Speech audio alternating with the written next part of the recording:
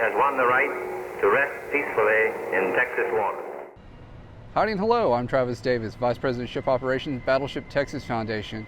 Today, this afternoon, we're in Galveston on the dry dock with magnificent Battleship Texas behind us. Isn't she gorgeous? Isn't she gorgeous out of the water? Just an absolute magnificent ship, and even more impressive out of the water. We're going to do a quick walk around on the dock.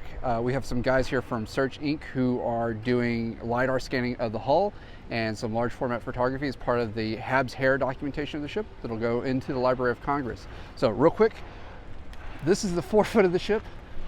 Boop, I just booped her nose. This is the deadeye for the paravanes. You don't really see these very often, especially with the ship out of the water. There's only a handful of ships in the world that have them still, and Texas is one of them. So again, this is gonna be real quick and dirty. We're just gonna walk around and do this. You can actually see she's actually in really good shape. There's pitting, but it's not super deep. The coating, the 1989 coating, is really intact. It is really good. Hunter, if you can pan up, you see these double plates right here, and you go all the way up, you can see where the hawse pipe is. So those are wear plates for the anchor. So as the anchor comes up, it would hit that and not the hull and damage the hull. So we're going to point out some few things as we walk.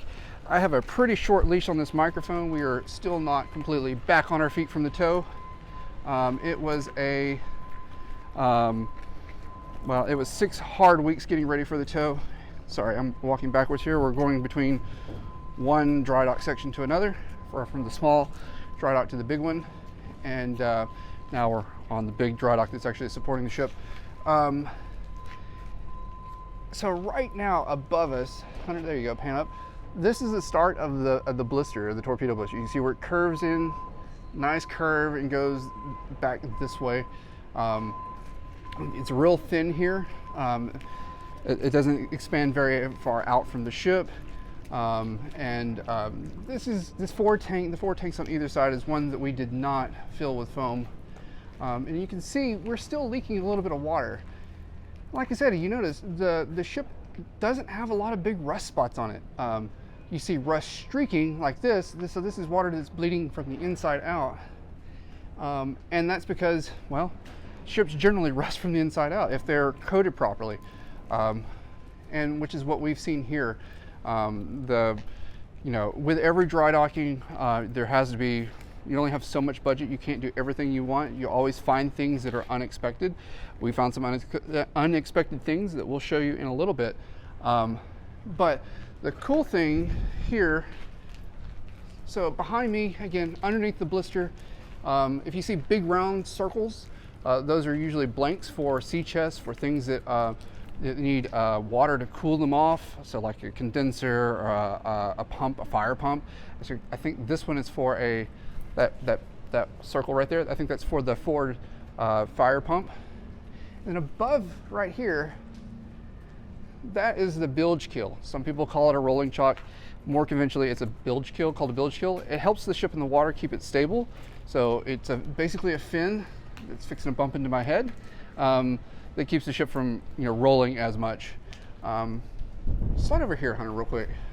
So again, we're underneath. This is blister right here, the bottom of the torpedo blister, and then here is the original hull of the ship. You can see where the torpedo blister ended here, so the framing ends here.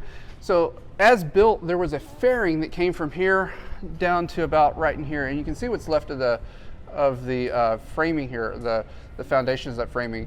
That was all cut away in '89 as part of this repair, because it's just mostly trash from corrosion.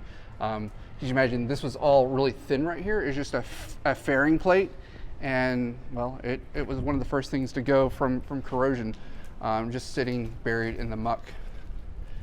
So yeah, again, you can see more of the blanks for the hull openings for the again, for fire pumps, for diesel generators and things like that.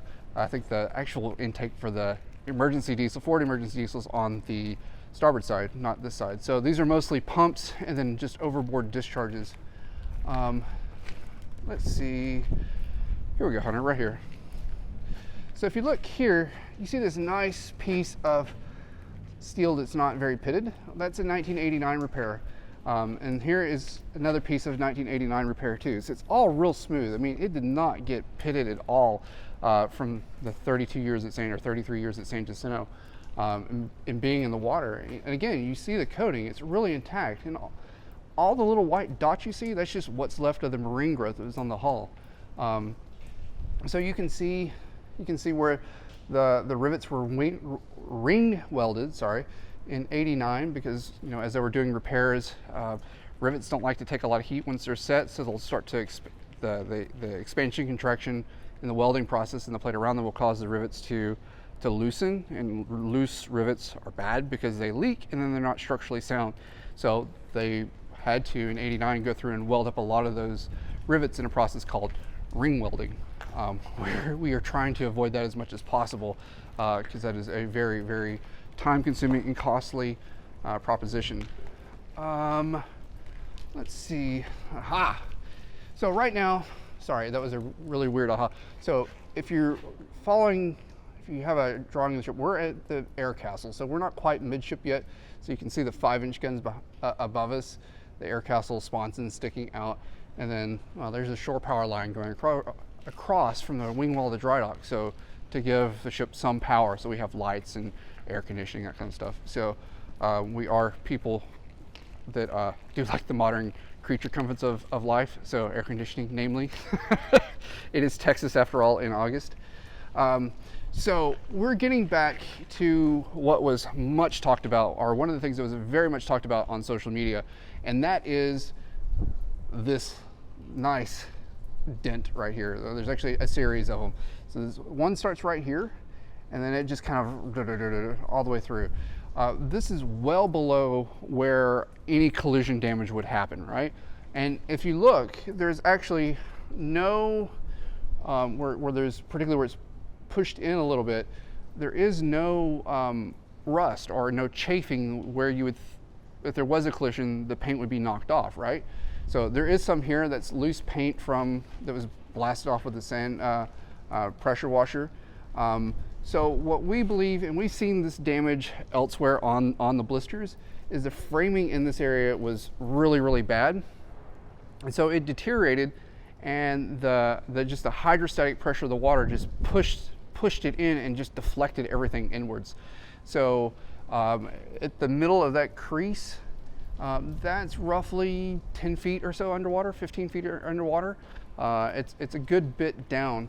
And then farther aft, which would be roughly about the mainmast, there's another section that's really, really caved in. And it's the same thing. We don't see any signs of collision or anything like that. It's all like, we think just structural failure on the inside and the hydrostatic pressure just pushing in the plate. When we were doing the foaming operations, and then even when even before this whole process started, you could see evidence of that deformation from the inside when we would go into those tanks to handle pumps and things like that, or place pumps. And during the foaming, you could actually, the foamers could see that we're reporting that damage as well, just not to that extent. I mean, it was really apparent when they got out of the water how bad it was. I walked around the stern of the ship on Thursday morning, and I was like, holy expletive. I was on the phone with Candace, and she goes, that's not good. It was really surprising. So, but the blisters are in no danger of falling off or anything like that. And in fact, they're pretty much going to be, well, for the most part, at the waterline down, lopped off. So we're intentionally going to take that section of blister off, the lower part of the blister off. Hunter, let's go right over here. We're going to look at some more of this back aft, but this is really close right here. So this is one, slide up in here. So this is a salvage patch. These are salvage patches. You see these on the side of the ship. They just look like squares with a piece of all thread sticking through them. They are compression patches. So you have a piece of neoprene, a piece of aluminum or steel. There's a toggle on the inside that would catch the inside of the ship, and you just tighten it down, and then it compresses against the hull and then seals it. And then you use epoxy, like all this stuff right here, that's epoxy called Splash Zone, and just to butter around it to stop the leak. Now imagine doing this in the murky waters of the Houston Ship Channel. You're mud pretty much all around you. I mean, the guy that was doing this was pretty much on his back in the mud, trying to do this. And these patches are probably, at the very least, they're 2 years old. I think they're much older than that. I think they probably go back to the mid-teens, the mid-20 teens, not 19 teens. So, anyways, so that's indicator. So if you see these on the hull, that's what they are. They're salvage patches. And then we have hundreds of like little salvage. Yeah, the ship's dripping all over us. She's still dripping water out. Hundreds of little salvage patches that are just splash zones, so that epoxy just made it up into about the size of a baseball and then shoved onto a hole. And it worked. It kept water out for the most part. Let's see. So we're getting way back aft.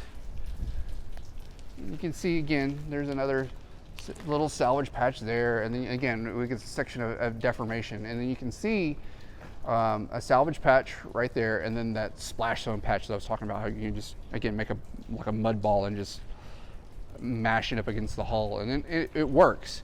It will stop leaks, and splash zone is absolutely fantastic stuff. You can see some more up here on that plate seam. And then you get stuff like this. Now there was probably some splash zone here. When they pressure washed the hull, they were knocking a lot of those little patches off. It's absolutely crazy. If you look at the hole, you see the paint is intact all the way up to the hole, right? So there's a little hole there, there's a big hole there. It's all intact to that.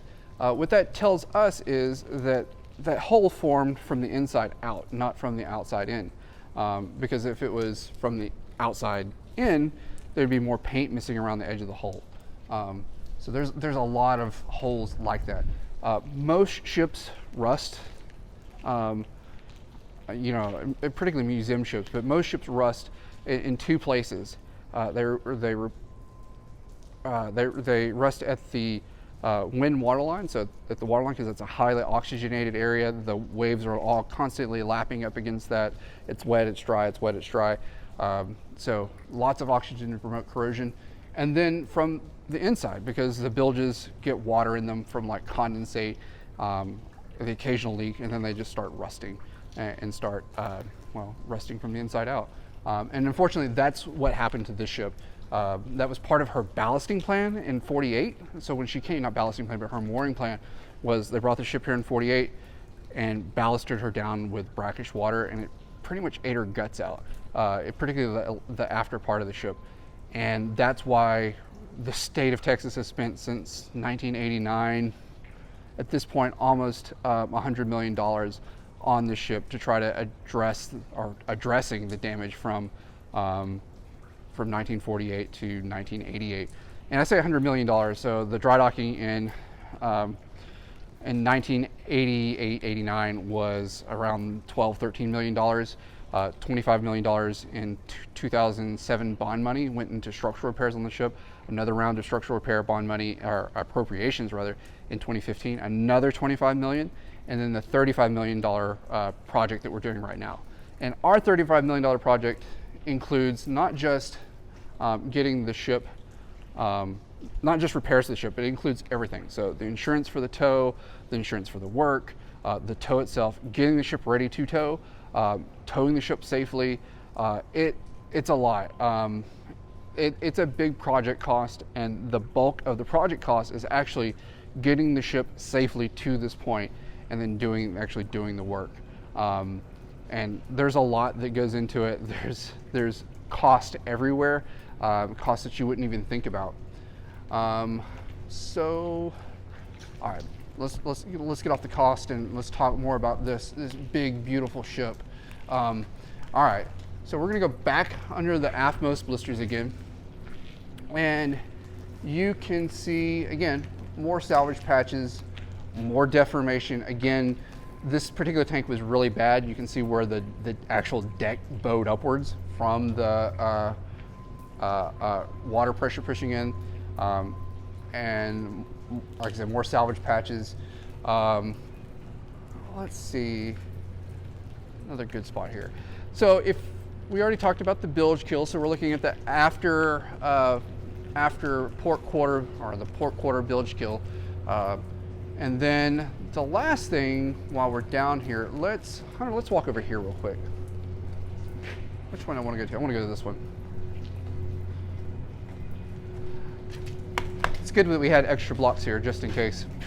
So these are the docking keels. So this is an auxiliary docking keel. The ship has basically 5 sets or 5 keels to dock the ship on, right? There's a port and a fore and aft port docking keel, a fore and aft, there's a forward and there's a pair of forward docking keel, auxiliary docking keels, a pair of aft auxiliary docking keels, and then you can see the docking keels here, and then you have the actual main keel itself, and then we'll go up to the keel in just a minute, and then we'll look at the rudder. So all of these, the auxiliary docking keels, the docking keels, that's all to keep the ship stable in the dock, and make sure she doesn't wobble. So, and actually I was wrong. There's a few more than that. So we've got the docking keels here, and then another set of auxiliary docking keels. So there's 7 altogether keels, whether they're the main keel, the docking keels, the auxiliary docking keels. Let's see. The cool thing about the docking keels is, yes, there's buckling. Yes, she's not going anywhere. Believe me, she's not going anywhere. She's not going to collapse. She's resting really well, even though there's some buckling in this. But if you look at the docking keel down here, it's actually teak. These are hollow and they're filled with teak. Are up to a point they're filled with teak. Actually, I think they're all the way up because I'm not seeing a base for a rivet row. I see the framing here, but I'm not seeing a horizontal rivet seam, which would indicate that there's a stop there. So you got the teak here, which protrudes down, and it does exactly what we want it to do. Well, let's look at this one.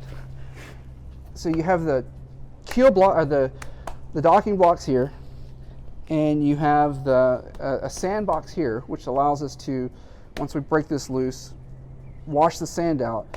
It allows the block caps, so these are the caps, they're oak, if I remember right, to come loose. That allows us to get in here and do work if we need to. But also, the teak crushes into the cap, so it's all of a pad, right? So the ship's not hard sitting onto the keels. Yes, we have that in some places, but she's an old ship, right? So these aren't necessarily going to be in the best shape. But overall, she looks really, really good. She's really, really stable, and we just can't be more pleased in how well she's done. So everyone asks where the propellers have gone. Well, we're standing under what should be a prop shaft.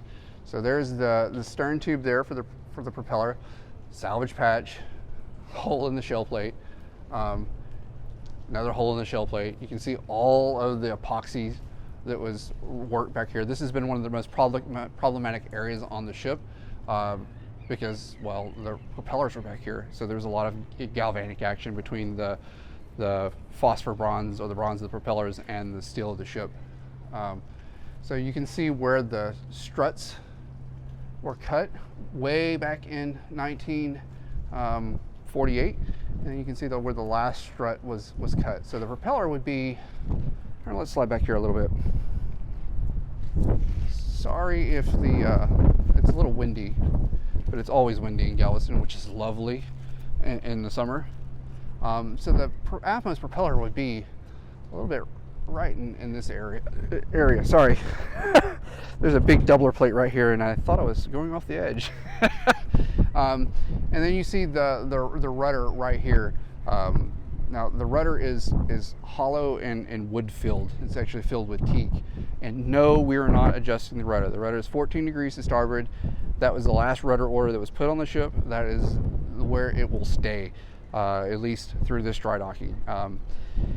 It made the tug's life a little bit more interesting, the pilot's life, because there's a little bit of constant working the ship, or more active conning the ship coming down the channel, but it didn't add any stresses to the ship. It didn't add any real heartburn to the tow. It just made it a little bit, again, more interesting for the pilots and the tugs. I'm sure if they told you, they would be like, I wish that rudder was straight, but it is what it is. So yeah, I mean, we're all the way back here at the stern, and if you look, she's just absolutely massive, and a gorgeous ship. I really do love this ship, in a lot of different ways. One last thing to point out here before we close this out. If you look right up here, so Hunter, you see that hard line right there? So that hard line right above where the strut was cut, that is the bottom of the tail end of the belt armor.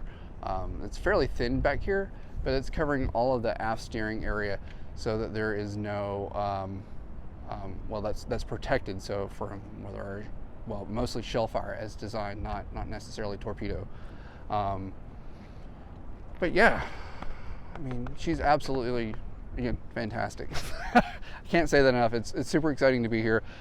It was a long, hard 6 weeks to get the ship through the final preparations to get here. It took a lot of people to get the ship ready to tow and have such an uneventful tow. We were prepared to take on massive amounts of water just because, right? You have to prepare for the worst case scenario. We just kept doing our normal maintenance pumping. We had 3 or 4 pumps that would cycle on and off, and it was just like she was just sitting at San Jacinto, except we were moving anywhere from 3 to 5 knots down the Houston Ship Channel. It was an absolute dream. I could not dream of that tow going any better than what it did. And that's the credit to a lot of people to make that happen and make that happen as smoothly as they can. And that's, Resolve Marine, Valcor, our project management service company. They're managing the project, they're doing our engineering, and then our crew, our really tiny crew, work their guts out on getting the ship ready to tow. That's part of the reason why we haven't been pumping out a lot of content, because it took us a lot to get to this point. And myself, I was awake for 22 hours and only catnapped a little bit. I spent 46 hours on the ship, and then another several days here in the dry dock. And all that is getting the ship ready to tow, getting into the dock, or towing the ship, getting into the dock, and then breaking everything down to get all the rental equipment off the ship. It was running flat out for quite, like I said, 6+ weeks. Today is really the first real day we've been able to catch our breath a little bit, and there'll be more content coming out. We're going to try to do this kind of thing at least weekly. We'll look at your comments. So if you got something you want to see, put it in there. We'll look at it and see if we can't get it, accommodate the request, because how often do you see a 110-year-old battleship out of the water? So there'll be next week, the hull work will actually start. They'll start cutting on the blisters to get the foam out, and on this aft area of the ship to get the foam out of the ship, so we can actually start hot work, cutting away old steel and then starting to put new steel on.